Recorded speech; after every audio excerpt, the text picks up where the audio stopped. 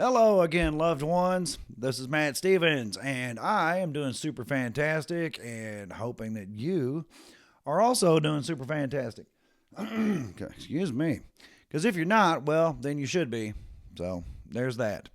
And, loved one, I am back, and this is not what this video is about, but I just got to say it. I'm back to reading this book again, The Holographic Universe by Michael Talbot. And it is a very interesting book. It is. But it's also very hard to read, at least for me, because about the middle 50% of the book is medical science. And while each case is interesting, it is. I mean, if you were to present to me one case and be like, hey, look at this, I would be like, yeah, that's very interesting. Very cool. When you got like, I don't know, 200 pages of it, it can be a bit much to take. So, yeah, I've read parts of it and put it down, read another book, came back, read parts of it, put it down, that kind of thing. And anyway, I've probably read, I don't know, 6, 7 books-ish since beginning that one. But they say that once you get to the third and final part of the book, that's where the real mind blower is, and the rest of it is set up. And I'm like, okay, cool. Because I'm at that third and final part. Blow my mind, please. But the holographic universe theory or model or whatever, I'm already familiar with it from Stalking the Wild Pendulum by Itzhak Bentov. So I already understand it, but this is supposed to be, excuse me. This is supposed to be a very good. Anyway, dear loved ones, so there's that. And I guess because I am a glutton for punishment, before I do this, hey, since we're on the subject, because we're not, if you would, please hit the like button for me. I would really appreciate it if you would do that. And also, if you have not yet subscribed to the channel, please do so and help me grow the channel. That would be fantastic. I would so appreciate that. Because in the near future, we are going to be doing live streams. And yeah, I'm even going to have graphics on the screen and all that good stuff. We're gonna go all in on this. So yeah. I was just kind of doing these to supplement the audio podcast, but I really dig doing these videos, so I'm going in. Gonna do it. But okay, so well, I guess I'm a glutton for punishment because I commented on a Reddit thread, and well, on Reddit, well, particularly these esoteric or more metaphysical type threads, they're very negative. They're very just they're whiny. They're a bunch of crybabies. Okay? Just I said it. That's it.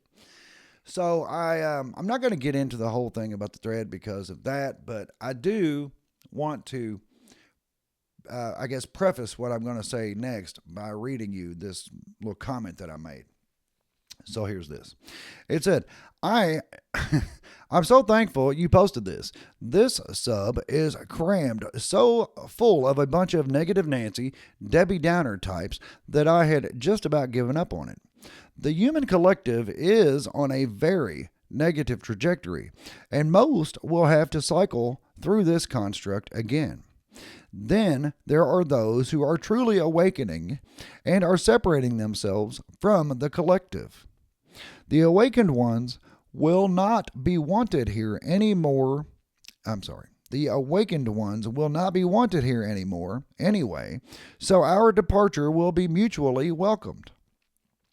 We will move on to the next phase of development in a new construct, and this one will reset by way of some cataclysmic event such as a flood or pole shift or whatever, and then repopulate. Some will be new to this construct, and others will be those recycling back through because they didn't get it this time. Evidence of this cycle's existence before the reset will be found, and speculation over ancient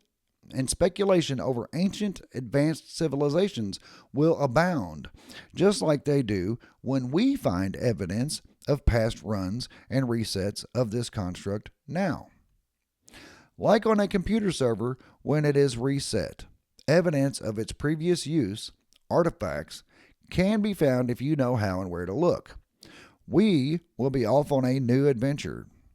And those cycling through this one again will eventually join us. So don't stress over your loved ones, they'll be fine. So I was replying to someone who said something that was positive. Of course, then the negative Nancy's came on. And by the way, if your name's Nancy, I'm sorry. So, or Debbie Downer. Yeah, if your name is Nancy or Debbie, I do apologize. Anywho, yeah, so then negative Nancy's popped on, and we're like, oh, everything's horrible, and blah, blah, blah, and whatever. I'm like, okay. However, I do know that the way I worded my response there, would probably lead someone to believe that I do believe that this is a computer simulation. And while I'm not opposed to that, I'm not. If it is, okay, fine. In fact, if it is, then that's a good thing, because that presents us with, meaning we would be on the outside voluntarily jacking ourselves into this reality. And by way of time dilation, we can have entire lifetimes of 80, 100 years, or whatever the case may be, in what would be on the outside 10 hours or 10 minutes or whatever. So we could simulate lifetimes and gain all this knowledge and wisdom and insight, enlightenment, just so much we could gain very quickly. So yeah, if this is computer simulation, okay, that's fine. But there is evidence of resets. There's evidence of floods. There's evidence of, all kinds of stuff. We find artifacts. We find evidence of civilizations. We find lots of things all over the world that we cannot explain. We see where there were cities where possibly millions of people lived in the Amazon rainforest. But yet no mass graves, no anything. There's no evidence of where all these people could have went. I know people have their answers, and that's fine, because I'm not even getting into that right now anyway. But whenever I've in the past in videos and in the podcast, I have mentioned that the collective, the human collective, the world, is on a very negative trajectory, and there's not a whole lot we can do about that. I don't want to sound negative, but it just is. Now, we as individuals, though, we can do something about it for ourselves, because we do live in multiple realities at once. And there is evidence that suggests many multiples, but just to keep it simple, I'm going to go with just two. We are in the reality of the collective, 7 billion, whatever it is, people. All of their consciousness, individuals, kind of congeal and make up the collective. And they really do move and act as one unit, being led and programmed by mainstream media and just all of that. But then there are those of us who have awakened, who have realized, I am an individual unit of consciousness, and I'm going to remove myself from that collective, and I'm not going to go that way anymore. I'm going to go my own way. I'm going to chart my own course and live my own reality. Now, when we do that, we do still live in that. We do still live in the world. And if there were some big cataclysmic event that wiped out the planet, yes, that would wipe us out as well.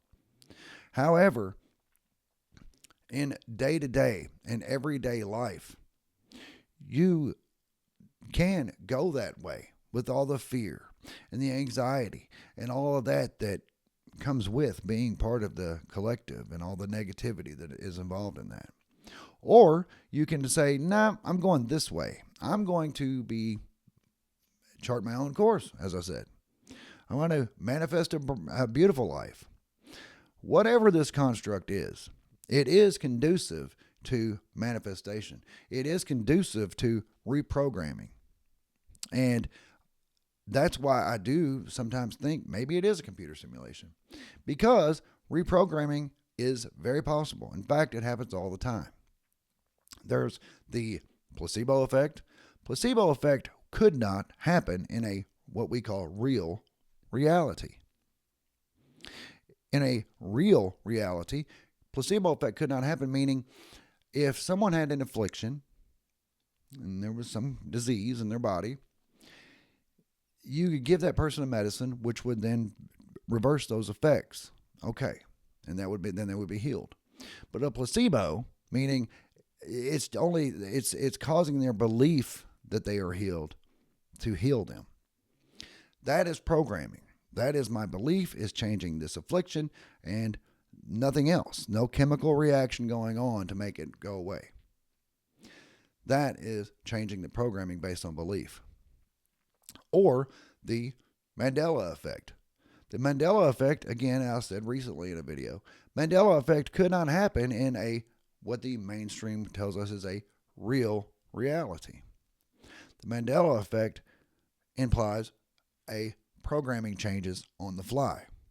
Meaning, if the Berenstain was spelled one way, and then all of a sudden now it's spelled a different way, and we can go back and find the old books, and it's like, I know they were spelled that way, but here I am seeing it this way.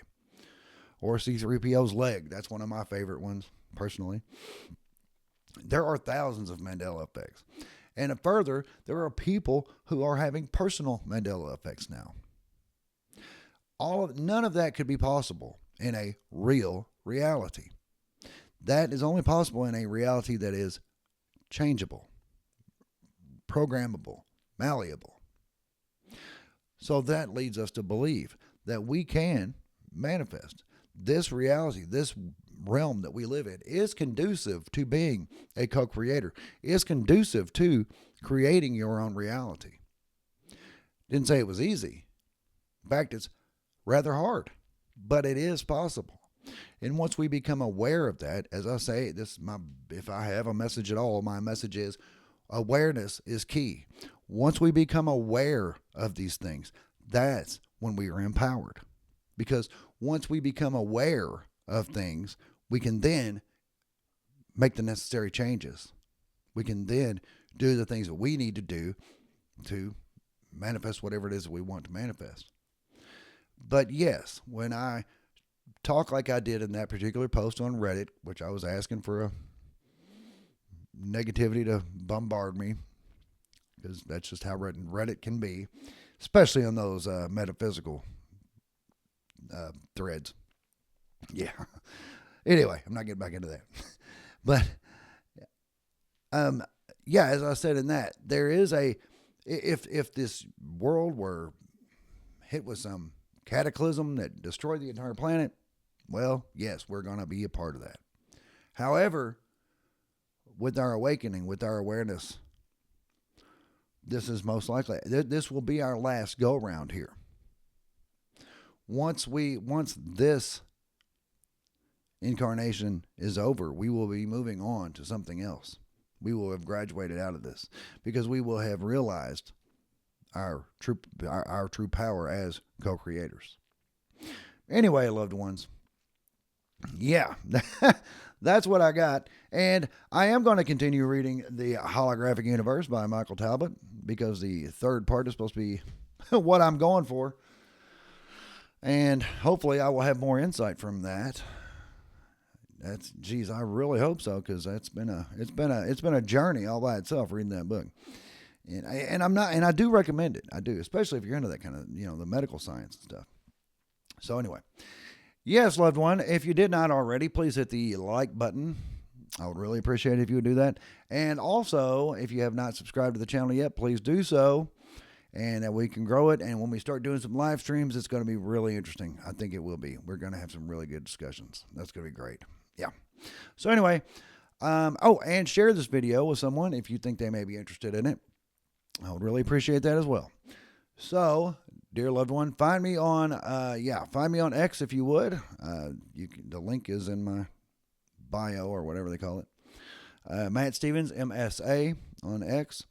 And that's what I got for you, loved ones. I do love you. I really do. And I'll be back directly.